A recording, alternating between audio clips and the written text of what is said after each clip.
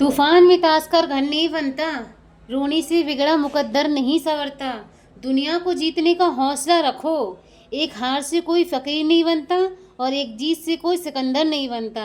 Hello friends, Radhe Radhe, welcome to my new blog. कैसे हैं आप लोग? उम्मीद करती हूँ आप सब लोग अच्छे होंगे और आपकी पढ़ाई भी अच्छी चल रही होगी। फ्रेंड्स, मैंने आज का टॉपिक स्टार्ट किया है पॉलिटी के साथ और पॉलिटी मेरी अब ख़त्म होने वाली है। तो पॉलिटी के बाद मैं अपना टॉपिक पकड़ूंगी हिस्ट्री, और फिर हिस्ट्री में स्टार्ट करूंगी 6 से लेके, यानी कि 0 से। तो 6 से लेके 12 तक मैं पहले एनसीईआरटी पढ़ूंगी। उसके बाद जहाँ मुझे लगेगा कि हाँ मुझे ये टॉपिक नोट डाउन करना है, तो मैं शॉर्ट नोट्स भी बनाऊंगी एनसीईआरटी से भी और स्पेक्ट्रम बुक से भी, जो स्टैंडर्ड बुक वगैरह हैं।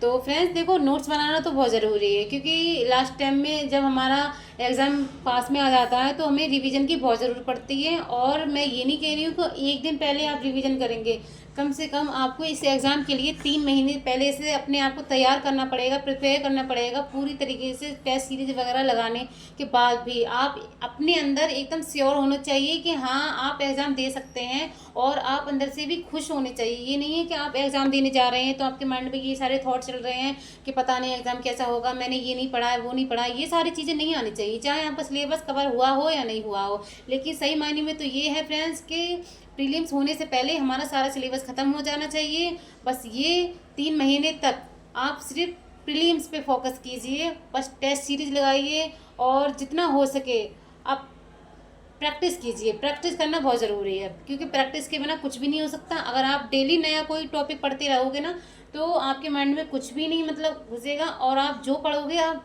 दिन के दिन भूलते जाओगे। इसलिए टेस्ट सीरीज लगाना बहुत ज़रूरी है। पिछली साल के जो क्वेश्चन आंसर और क्वेश्चन पेपर होते हैं, सॉरी, वो देखे लगा के आप एक बार में गलत कर रहे हैं, दूसरी बार में गलत कर रहे हैं, लेकिन जब तक आपका स्कोर अच्छा नहीं आ रहा है तब तक आप लगाते रहें। एक दिन में 5-6 लगाएं, क्योंकि इससे ये होगा कि आप जब एग्ज़ाम हॉल में बैठेंगे तो आपको ये पूरी तरीके से प्रैक्टिस हो जाएगी और आपको ज़्यादा टाइम भी नहीं लगेगा। आप ज़्यादा देर सोचेंगे नहीं किसी चीज़ के बारे में।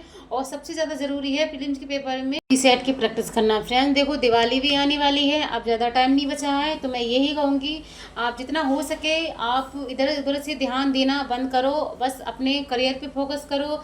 क्योंकि अगर यही टाइम है आपके पास, अगर ये निकल जाएगा ना, तो आप लाइफ में कुछ नहीं कर पाओगे। करने के लिए बहुत कुछ है, लेकिन एक टाइम के बाद कुछ चीज़ें ऐसी होती हैं जो टाइम के अकॉर्डिंग ही सही रहती हैं। जैसे कि इस एग्ज़ाम की एक एज लिमिट होती है, अगर वो एज लिमिट आप क्रॉस कर गए तो ये एग्ज़ाम नहीं दे पाओगे। इससे अच्छा ये है अपना टाइम वेस्ट किए हुए ज़्यादा से ज़्यादा अपनी स्टडी पे फोकस करो, फालतू बातों पे मत ध्यान दो।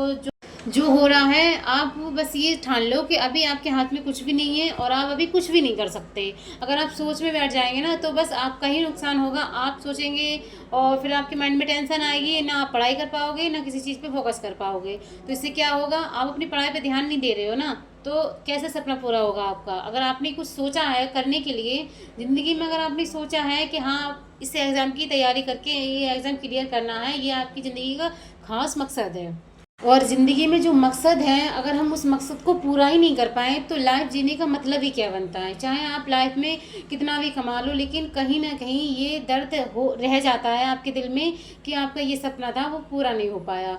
तो उस दर्द के साथ जीने से अच्छा है अभी मेहनत कर लो। मेहनत करोगे तो 100% आपका जो भी सपना है वो पूरा हो जाएगा। चाहे यूपीएससी क्लियर करने का हो या डॉक्टर बनने का हो, कुछ भी आप मान लो, आप जिस प्लेटफॉर्म पे अपने आप को देखना चाहते हैं उस चीज़ की तैयारी करो। क्योंकि हर किसी के अलग अलग सपने होते हैं और हर कोई इंसान अपनी सोच के अकॉर्डिंग ये सोचता है कि उसे लाइफ में करना क्या है। हम किसी को प्रेशर नहीं दे सकते कि जो हम कर रहे हैं वही तुम करो। हर किसी को अपनी ज़िंदगी जीने का पूरा हक है, पूरा पूरा अधिकार है।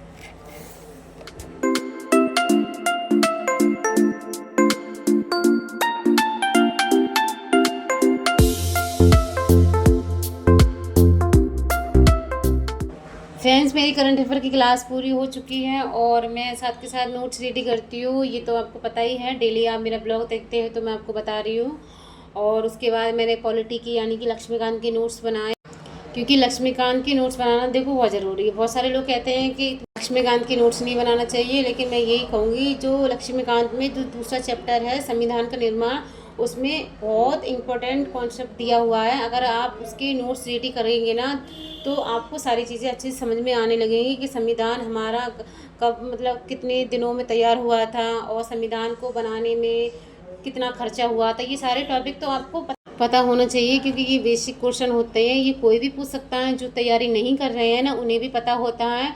और कभी कभार ऐसा होता है, कहीं हम ऐसे 4 लोगों के बड़े बड़े लोग होते हैं जो हमसे बड़े होते हैं, वो उनके बीच में बैठे हों, तो वो डायरेक्टली हमसे क्वेश्चन करने लगते हैं कि अच्छा बेटा बताओ, आप यूपीएससी की तैयारी कर रहे हो, ये बताइए कि संविधान को बनाने में कितना समय लगा था, संविधान में कितना खर्चा हुआ था, और संविधान की बैठक सबसे पहले कहाँ हुई थी। ये सारे क्वेश्चन पूछने लगते हैं, बना बना के भी, अगर नहीं भी हो तो भी वो बना लेंगे। इसलिए ये सारे चीज़ें आपको पता होनी चाहिए। इसलिए लक्ष्मीकांत का जो दूसरा चैप्टर है उसको आप अच्छे से प्रिपेयर कर लें। और मैं यही कहूँगी, आपको एडवाइस दे रही हूँ कि आप नोट्स तो बनाएं ज़रूर। और लक्ष्मीकांत के ये नहीं है कि ये इतनी मोटी बुक है तो इसका आधा बना के हमने नोट्स बना के रख दिए, ऐसा नहीं करना है। आप इस तरीके से नोट बनाओ कि अगर आप रिवीजन करने बैठें तो ज़्यादा से ज़्यादा आपको 3 घंटे से ज़्यादा का टाइम ना लगे और आप सारा मतलब रिवीजन कर लो। बस मेन जो टॉपिक हैं वही आपको नोट डाउन करने हैं, ताकि आपको बाकी सारी चीज़ें पता चल सकें। इस तरीके से आपको रीडिंग करनी है लक्ष्मीकांत की, यानी कि पॉलिटी की। पॉलिटी बहुत ज़रूरी है, और यूपीएससी के एग्ज़ाम में तो बहुत ज़रूरी है पॉलिटी। और हिस्ट्री, ज्योग्राफी, इकोनॉमिक्स, ये टॉपिक तो मतलब ये सॉरी सब्जेक्ट तो मेन ही हैं, तो इनका अच्छे से समझ होनी चाहिए, अच्छे से अंडरस्टैंडिंग कर लो। और अगर आप ये सारे सब्जेक्ट के अच्छे से अंडरस्टैंडिंग कर लेंगे तो मैं ये कहूँगी, इनको रिवीजन करने में आपको ज़्यादा टाइम नहीं लगेगा और आप एग्ज़ाम क्लियर कर सकते हो।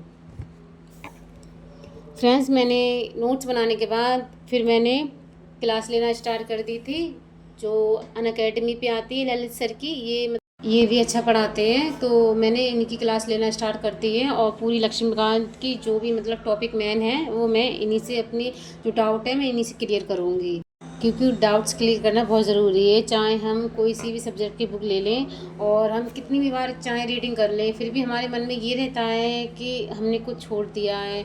और इसमें जो चीज़ें होती हैं ना वो हम छोड़ देते हैं, हमें नहीं समझ में आता है कि टॉपिक कौन सा इंपॉर्टेंट है। कभी कभी ऐसा होता है, कुछ चीज़ों को हम पकड़ लेते हैं, कुछ चीज़ों को हम छोड़ देते हैं। और क्लास से हमें ये हो जाता है कि सर जो हमें मतलब पढ़ाते हैं और जो इम्पोर्टेंट टॉपिक होते हैं वो खुद ही बता देते हैं कि ये टॉपिक मेन है, इसको नोट डाउन कर लो।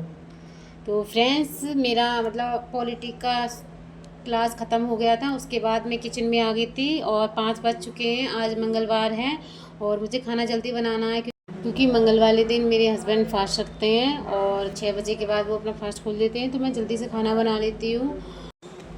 खाना बनाने के बाद मुझे दोबारा से रीडिंग करनी है अपनी, और मेरा 1 बजे तक मैं अपनी पढ़ाई करती हूँ। 1 बजे के बाद सो जाती हूँ और फिर सुबह 6 बजे उठती हूँ। 6 बजे के बाद 2 घंटे मान लो मेरा सुबह का काम करने में निकल जाते हैं, मतलब 2 घंटे तो बेस्ट होती ही हैं। बेस्ट नहीं, यही मान लो, क्योंकि शादी के बाद भाई थोड़ी बहुत जिम्मेदारी तो बनती है, इसलिए सुबह उठने के बाद मुझे नाश्ता वगैरह बनाना पड़ता है अपने हस्बैंड के लिए, तो 2 घंटे निकलते हैं उसी में। और 2 घंटे में कुछ नहीं होता फ्रेंड्स, पूरा दिन तो फिर हमारा ही होता है, पढ़ाई वगैरह करते रहते हैं, इसमें कोई डिस्टर्बेंस नहीं होता है। और फिर रात के 1 बजे तक मेरी पढ़ाई होती है, उसके बाद मैं सो जाती हूँ। तो फ्रेंड्स, अगर कोई ये कहता है ना कि अरे पूरे दिन में 2-3 ही घंटे सोना चाहिए, ये नहीं है, ऐसा बिल्कुल भी नहीं होना चाहिए। क्योंकि अगर आप अपनी पर्याप्त नींद नहीं ले रहे हो और आप ये सोच रहे हो कि आप पहली बार में यूपीएससी क्लियर कर लोगे, कर भी सकते हो। देखो, अगर आप अच्छे से मेहनत कर रहे हो तो कर सकते हो, ऐसा इसमें कोई डाउट नहीं है। और होने वाले के एक बार में भी मतलब हो जाता है। लेकिन मैं यही कहूँगी, देखो, अगर आप अपने माइंड को रिलैक्स फील नहीं करा रहे हो तो इससे आप अपने अंदर बहुत सारी प्रॉब्लम को मतलब इन्वाइट कर रहे हो। अगर आप अच्छे से सोओगे नहीं, आप अपनी बॉडी को आराम नहीं दोगे, तो आप स्वस्थ कैसे रह सकते हो। इसलिए सोना, आराम करना भी ज़रूरी है। फ्रेंड्स, अगर आपको मेरा ब्लॉग अच्छा लगा हो तो प्लीज़ मेरे वीडियो को लाइक करें एंड चैनल को सब्सक्राइब करें। और अब हम मिलते हैं अपने अगले ब्लॉग में। तब तक आप अपना ध्यान रखना, अपनी पढ़ाई अच्छे से करते रहना और बहुत मन लगा के पढ़ाई करना। Bye, good night.